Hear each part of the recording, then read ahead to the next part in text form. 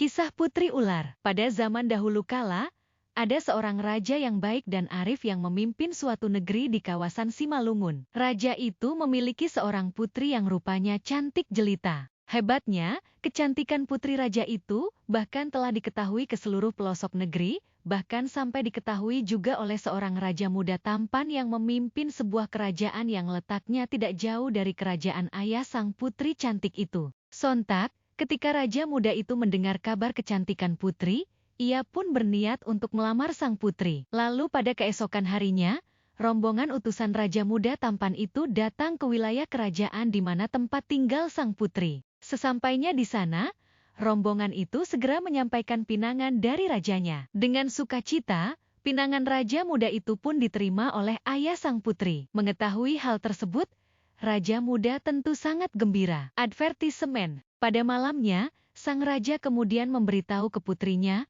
bahwa ada seorang raja muda yang telah meminangnya. Sang putri pun sontak malu-malu putri dengan mengangguk bersedia menerima lamaran itu. Namun, sang raja mengingatkan putrinya untuk menjaga diri baik-baik agar tidak ada sesuatu yang bisa membatalkan pernikahannya. Di suatu hari, putri sedang mandi di sebuah kolam di belakang istana sambil ditemani beberapa orang dayangnya. Setelah beberapa waktu berendam, sang putri duduk di atas batu yang berada di tepi kolam sambil ia pun duduk sembari membayangkan betapa bahagianya ia saat pernikahan nanti. Ketika sang putri asyik menghayal, tiba-tiba ada angin yang bertiup kencang. Malangnya, ada sebuah ranting pohon berujung tajam mendadak jatuh, tepat mengenai hidung dan melukai sang putri. Seketika sang putri pun panik. Ia langsung membayangkan pernikahannya dengan raja muda itu akan gagal. Pikiran itu pun terus terbayang di kepalanya, hingga ia menjadi putus asa. Sambil bersedih, ia pun berdoa untuk meminta dihukum atas perbuatannya tersebut. Lalu, tidak lama kemudian ada petir yang menyambar-nyambar di sekitarnya. Petir itu pun seketika menyambar kaki sang putri.